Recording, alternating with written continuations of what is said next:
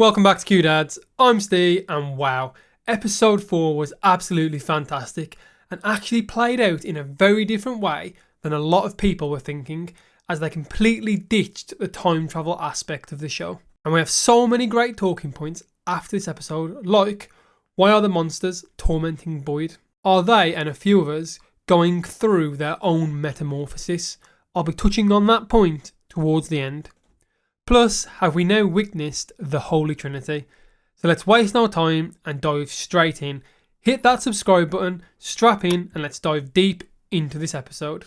So, as always, we'll start at the end, as we see the big reveal that Randall is still alive on the ambulance, which just shows that the monsters are truly tormenting Boyd. Not only have they made him make a very moral decision of leaving one of the townsfolk behind because he couldn't save them all, but then drop him off at the end to rub it in Boyd's face that they've not actually killed him, just instead ripped him apart slightly. So what does this mean for future episodes? Is Randall going to have this disgruntled opinion towards Boyd? And more importantly, has anything happened to Randall? We did see some lacerations and damage to him, but with his recent visions of cicadas, and now the monsters purposely targeting Randall after he's been watching their every move for the past few weeks, have the tables turned? Have they done something to him similar to how Fatima is now going through her own transformation? Just building on that for a moment, we do keep speculating that the monsters were once human. So, could betrayal be part of the changing? I wonder if each person taken by the cicadas are candidates to become monsters, as the monsters were acting very weird, and the fact they said the words, "We'll keep Randall," this just set my mind ablaze. The term keep just felt like a nod to them wanting him as an ally, especially as he alluded to them having patterns and that he knows more than he's letting on, even down to last week carving wooden figures in the coach similar to the ones where Kenny and the gang are currently located. It is starting to feel like Randall is about to become an antagonist to Boyd. The monsters leaving him alive certainly gives the townsfolk reason to doubt Boyd, which in the past has ultimately led to people getting themselves killed. So again, could Randall be about to become a monster? Which of course brings me on to the next point, that Fatima is pure filth, as she makes the final steps and starts to eat the poor woman who died in a very cringeworthy scene. But again, what does this mean for Fatima? And if you actually pay attention to the start of the episode, where Sarah and Victor are talking, there's some photos in the background of 3 butterflies.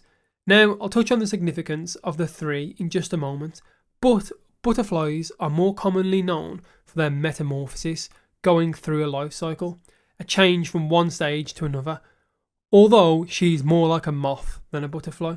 Just like Fatima, she's going through her own life change as she slowly takes these steps to turn into a monster, from eating rotten veg and now humans. But that is the question, will she completely transform into a monster, or will she only continue to live the best of both worlds during pregnancy? And of course, how will the town react when they see her eating the dead body of that young lady? Surely they will see that there's more than just a bullet wound on her body. How will they react? Will Fatima get sloppy with her choices moving forward? And what effect does this have on the baby? Not only that, but as I've speculated the monsters are some form of Wendigo, one of the ways to become one is via cannibalism. So, as Fatima now just committed this act, I think personally it would take eating actual flesh for it to count.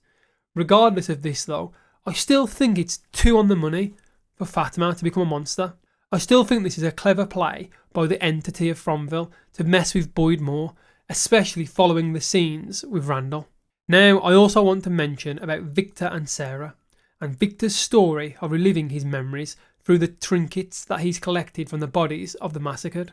Now, before we get onto that darned puppet, let's not overlook the massive amount of time Victor was alone for. He mentions he only met the boy in white after the massacre. So, why was he allowed to live? And more importantly, he said he was alone for a long time. I've seen people mention theories that every time someone dies in Fromville, a new person is brought in to replace them. But based on the fact Victor was alone for such a long time, it debunks that. So the thing I really want to know is, did the monsters hunt Victor while he was alone? Or, after that massacre, were they gone for a while? Anyway, Victor reveals that Christopher had a ventriloquist doll that we think we saw in the monster caves called Jasper. And this Jasper is supposedly the key to remembering it all, as Jasper seems to come alive and talk to Christopher. Now, I believe that this is because the town itself runs off fear, and the fear of a ventriloquist doll coming to life is quite a common fear, so I presume that's how it happened.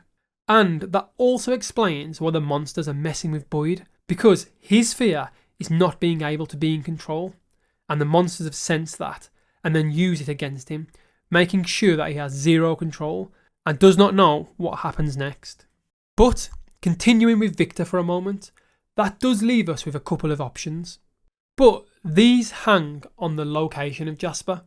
If I recall correctly, Jasper has been seen twice, and both times by Jade. Now, we know Jade is known for his hallucinations, so did we actually see Jasper at the end of season 2? Or did Jade just imagine it, like he did when he saw Jasper in Colony House, as both times the puppet appeared, it did make a scream sound? Moreover, this does sort of confirm our theory that Jade is the counter to Tabitha, like Christopher was to Miranda. So we assume this means Victor's next moves are essentially going to be exploring those caves to find Jasper. But my theory here is Victor actually hid Jasper long ago, as he seems to have a fear of the puppet. So I think Victor will be going on a journey of sorts to find him. But who will he take with him? He could go himself, or will he take Sarah? But as he does not have the knowledge at the moment that his dad is in town, and if Jasper is in the caves, will Victor go there before he meets his dad and ultimately meet his demise, which would be a very sad ending to his character? Now, this is because Ben is actually predicting Victor's death this series, and that is because it's almost like over these 3 seasons we've gone through his whole character arc, and again that could be represented with the 3 butterflies, representing the 3 different series, as he did say that this was one of his favourite houses. So Victor will not continue any further after season 3, and Ben thinks this will be because he ventures too far to find the truth and then ends up losing his life. Whether we get a loving moment with his father before that happens or not, we're not quite sure. Now, we've had new people enter the town, 2 paramedics, 1 cop, and of course, Henry. Now, the 2 paramedics die, and they die after being tricked by the monsters. That's right, the monsters have broken their habit again. They are going through what seems to be their own metamorphosis. They've changed the way they've done things, like they have in previous cycles. It was mentioned when Boyd was first in the town they used to scream, and that was until they found the talismans, and now they are beginning to torment the humans, pretending to play dead to attract the attention of others, which I actually found strange. We must stick to our theory of Fromville having multiple layers, because how else would they have known that the ambulance was coming in with new people, because the plan of playing dead and not being around was too calculated. That means ultimately they knew that the ambulance was coming back into town, which backs up our theory. Did the boy in white leave the town or enter the next layer and then informed the monsters that he was on his way with new people, giving them time to put this plan together? And then we have the cop that I got to say, a lot of people are giving her stick for shooting that woman, yet in the moment of seeing monsters like that for the first time in your life ever, you would also be shooting anywhere. And Tabitha had a little bit of a I told you so moment, but yet who would believe anyone if they turned around and said that the monsters are harassing the town and will eat you if you don't have a magic talisman to protect you? Give a girl a break. And then we've got 2 other stories that not much happened to, but kind of hint towards something more meaningful happening in the next couple of episodes. The first with Jade, Kenny and Christy, all staying in the cabin, reminiscing over Chen. Now, Jade tells them about the visions that keep happening, but then we get a slight knock at the door, which isn't a bang of trying to get in, it's just someone curiously having a little knock, and I'll speculate who this is. Is this a previous member of the town that has taken refuge there? Someone that was from another cycle and is now dead and is almost protecting the cabins like a good entity? Or is it someone more sinister? Is it those monsters that are trying to lure them out, especially after we've seen them capable of deception? Everything seems quite out of character, and I'm very intrigued on where it's going to lead. Now, cast your mind back only a few episodes, and the same knocking happened to Kenny and Jim. So let us know your thoughts in the comments if you think this new entity is a friend or foe. And then we have Elgin, who sees the woman again in the kimono and follows her around the house. And of course, she ends up saying the words, "Help me." Now, why is she saying "help me"? Some people have speculated who this is. We've had a couple of theories about it potentially being a future version of Fatima, and she's actually now potentially calling for help while she goes through this unusual transformation, help to protect her child. Others have speculated that this could be some kind of water spirit that was trapped here, and others have even mentioned that it was one of Fatima's friends that she briefly mentioned, I think back in the first season, someone who drowned in the lake.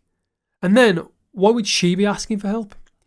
Is she reliving that kind of final moment, or does she need Elgin to uncover a secret? Is she the true and third entity? Now, you might be thinking, third entity? What is that about? Well, this all stems back to the butterflies. We saw 3 butterflies, and if you pay attention to this episode, everything seems to happen in threes. And this all stems around the common phrase, the good, the bad, the ugly, even the church's holy trinity of the Father, the Son, and the Holy Spirit. And then for Ben, he has a bit of a wild theory. But, hear him out, does this represent the 3 entities? Because if you look at the colours of the butterflies, one was red, one was blue, and one was white. So the white one obviously represents the boy in white, and the butterfly's background was a dark black background, meaning the dark, and the boy in white is essentially an evil entity. We then have the red and the blue. Now you could speculate that the blue represents this one, the woman of the lake, whether she's drowned in the lake or whether she is indeed a goddess herself, a water spirit. Could she be another entity within this series? And obviously Ben has speculated before the man in yellow is another entity, or that could just be a grown-up version of the boy in white. But that leaves us with the third colour of red. If the man in yellow is not counted, then who is it? Who could that be? Could it be Martin, the guy who was covered in blood, transferring a curse to Boyd? The series stems from lots of myths and religion. You could even tie in Norse mythology and the 3 witches, the past being the boy in white, the present being the water entity, and the future being our mysterious person, or as I mentioned at the start, the boy in white is the Holy Ghost, Elgin the son, and the father just strolled in as Henry. But he's not 100% sure where he's going with this theory, but as he's just speculating, he did say he'll flesh it out in the next week or so, and if he gets something more tangible, he'll bring it to you. But overall, I think the episode was really great. You had a lot more humour than it normally would, with Jade and Victor actually making me chuckle in this episode, being so blunt as the characters they are. And then there's these subtle references, like when Victor mentions that upstairs are for stories and basements are for secrets, which was a clear nod to when Miranda had all those paintings in her basement, keeping them a secret from her children, which I thought was a great detail. Now, before we go, I have an interesting theory that stems around Victor's treasures.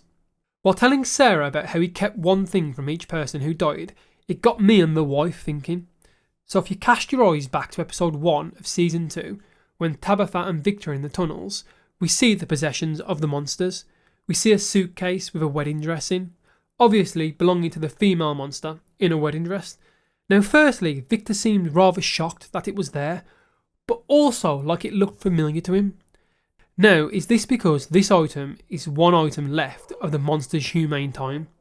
This then leads us to ask, can you kill a monster by destroying its item? The intro scene does have a painting where a monster is on fire. Is this a massive hint to how to kill them? I have speculated many times that I think there's some form of Wendigo, and Wendigos are killed by fire. And in episode 3, Kenny did say he should light them ablaze. However, maybe you need to destroy their item, or their tether to the world, as I'm going to call it.